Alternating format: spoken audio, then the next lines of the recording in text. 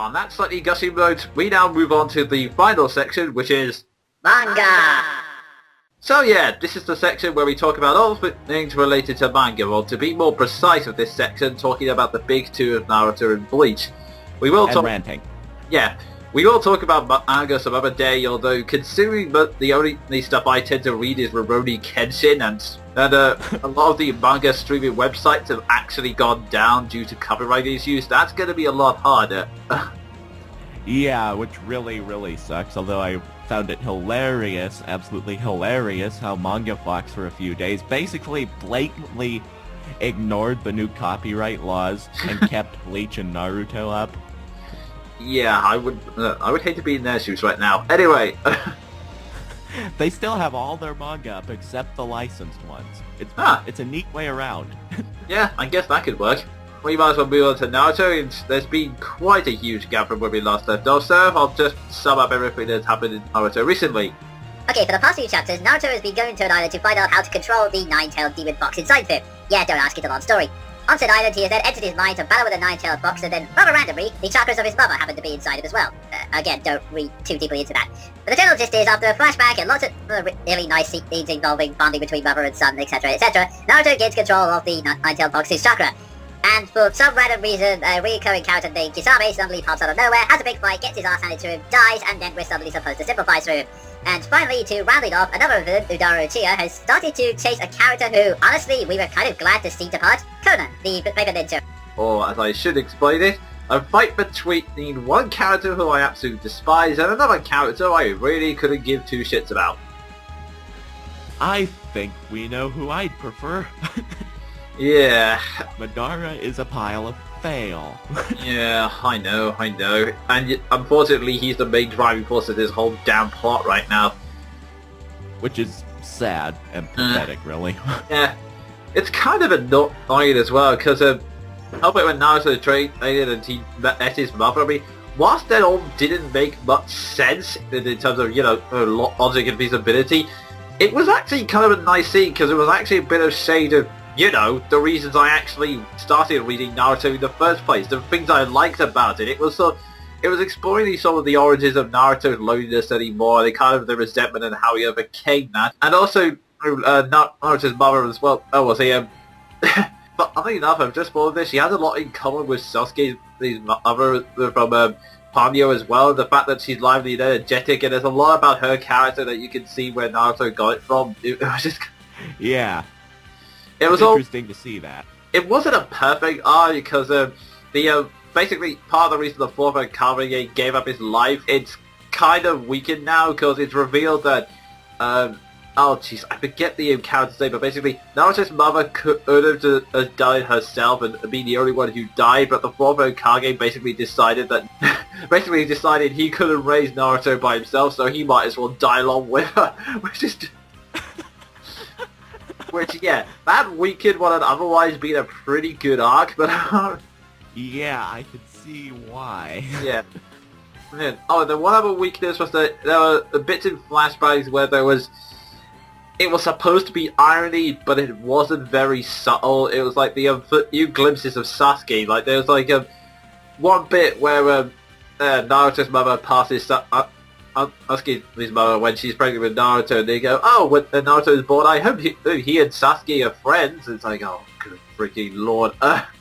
About as subtle as a punch in the face, as you said on BGT once. Yeah, another phrase, it's about as subtle as a nuclear explosion is what happens next when you see Itachi say, "Don't worry, Sasuke, I'll protect you," when the nine-tailed fox comes to the village. It's just, why? Oh. If that's one thing that I've learned, Kishimoto sucks at subtlety. Yeah. But yeah, overall, that bit was actually pretty interesting, and whilst Naruto's new Kyuubi chakra form looks odd, it was really interesting to see. The only problem is the Kisame fight was it was sort of meh. It's kind of the sort of bog standard Naruto fight. And admittedly, Guy's final attack, which he used against him, was really interesting. But essentially, it goes through this whole thing which it kind of started to get annoying for Naruto, and it's the one character who doesn't deserve it. the flashback that is basically meant to redeem them all. So yeah, the flashback that's meant to say, oh, he did this because of that, and you know, oh, he was a true ninja, I shall feel sympathy for him. And they feel like, no, it's not, it's Kisame! It's been a guy who's been mercilessly killing people and from the looks of it, enjoyed it! It's... Yeah, trying to justify Kisame is like trying to justify Hidan. It's impossible. Yeah, it's... People really haven't they love of a ball or what? Well, actually, the Beyond Honor Redemption, in fact, in Kisame's flashback, it's basically, the reason they try to justify is that, oh, he was only doing his duty, and trying to do his main purpose, and, well, his main purpose happened to be, what was it? Killing the intelligence squad he was supposed to guard. Yeah, that really makes me feel sympathetic for him. Oh, yes, real great dude. He's perfectly willing to do his duty as long as it involves killing people. Yeah, it makes no sense, and I know something I can compare it to. Like whenever Kubo had the flashback in Bleach, trying to justify Barrigan. Oh, yeah, that guy. And the one that he used to try and justify Neutra, too. That was even worse. Yeah, we like it when the villains have motivation, but if you want us to feel sorry for them, you have to actually give them sympathetic qualities. Yeah. And in this case, there were none. Yeah. And to be honest, at this rate, there's going to be a point where I really don't want to see Sasuke get redempted at this point, but that's another rant for another day. Yeah, I have a feeling the next few chapters of Naruto aren't going to be that entertaining.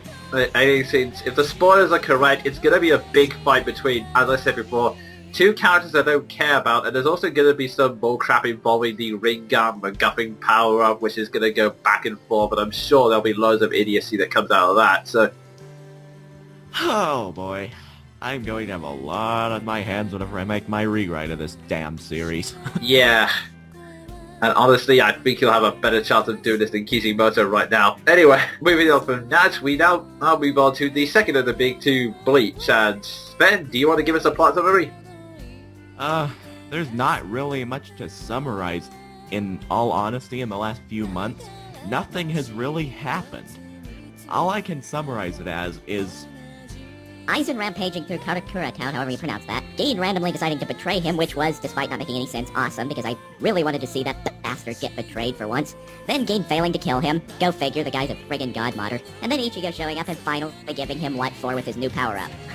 Ah, yes, this is the whole trading in the whole different spirit realm, or whatever it was. Yeah.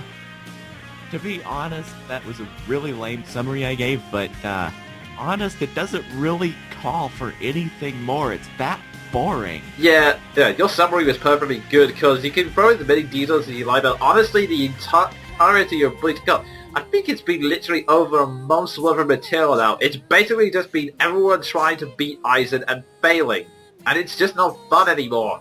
Yeah. It lost its epic feeling in fake Karakura Town whenever everybody under the sun failed to kill him. Yeah. And now we've had so many characters lined up to fight him, even characters we didn't care about or characters we've forgotten that existed, frankly, and now they've all bitten the dust.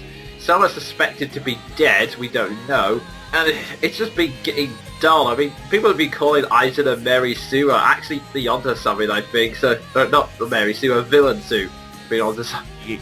Yeah, it's getting seriously ridiculous. To be honest, Kubo could have just stopped at the whole Hogyoku twist and left Aizen that powerful, because honestly, that is more powerful than almost any villain that has ever existed. And it's gotten even worse with the spoilers, because, viewers, let me just take Jonin aside here for a second. Okay. What the flying feck is that? That, my friend, is Aizen.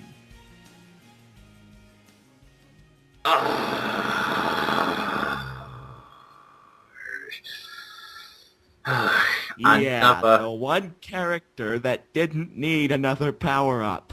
Oh, good freaking lord, this is ridiculous. I mean, I'm just gonna say something now. You want to know why I enjoyed the last chapter, number 418, so much, it was because it was an idle SmackDown, the first time Aizen's not been in control, because normally I would be ranting about how it's completely ridiculous since Ichigo suddenly got a new power out of nowhere, he's reached new levels of god modding, and the power gain has happened entirely off panel, which even when Dragon Ball Z did that, it usually showed the training happening on screen, but I really didn't mind that honestly, because Aizen was getting his ass handed to him, and it had also like one of the greatest shut up Hannibal moments I've ever seen, where sort of Aizen's bragging about his newfound level of power. He says, if I wish it to, I can crush your sword.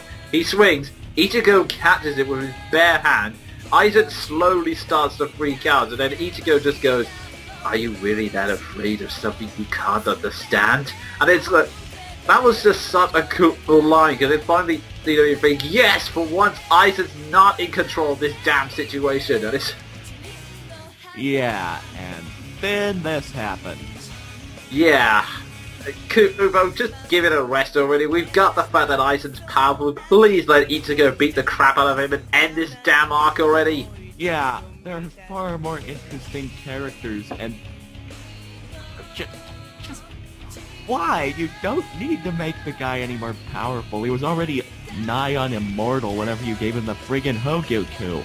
Yeah. Also, what did you think about that whole twist? Because I'm pretty sure the Hyokuku was for a different purpose other than the whole Dragon Ball wish granting thing. That plot twist made no sense, honestly. That's all I can say about it. Even without all of this, Aizen was still so much of a genius that he could have single-handedly defeated everyone with tactics. Yeah, and instead we just had this whole power battle where basically Eddie's invulnerable to everything, and it's... Yeah. I mean, to be brutally honest, although I've been complaining recently that it's been nothing but fighting, Bleach, it was okay because there were different characters fighting, you got to see different battles and different powers. We've been literally fighting the same guy for a month. In fact, I think we're almost on the 2-month mark now, and it's really not fun anymore. Frankly, I just want Aizen to die so we can move on to a new villain, or at least just a horror again, something, anything. Yeah, why, Kubo? Why? This makes no sense. I think I'm gonna go back and read Rurouni Kenshin and Buso Rankin. At least those are manga that are made consistently good, but yeah, this makes me look back so very beautifully on Buso Rankin. Yep. Anyway, on that slightly awkward note, that ends the manga section, and that's the end of this month's Monkey Broadcast Lite. So yeah, I hope you enjoyed it. Please leave a comment of your own thoughts and opinions about everything we've discussed, and yeah, I guess we'll see you next time. So, that was me, the Jonin Monkey. And he's Sven the Crusader. Seriously, avoid the big two.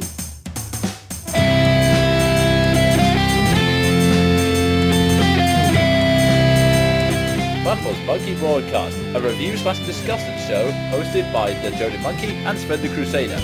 If you feel you've been the subject of libel or that your copyright is being misused, please message me via YouTube and I'll get round to fixing it as soon as possible. And we welcome all feedback and opinions on the discussion. Seriously, even if you did not like this program, tell us and we'll try and correct all of our faults for next time, if they're reasonable and constructive. Until next month, have fun kids!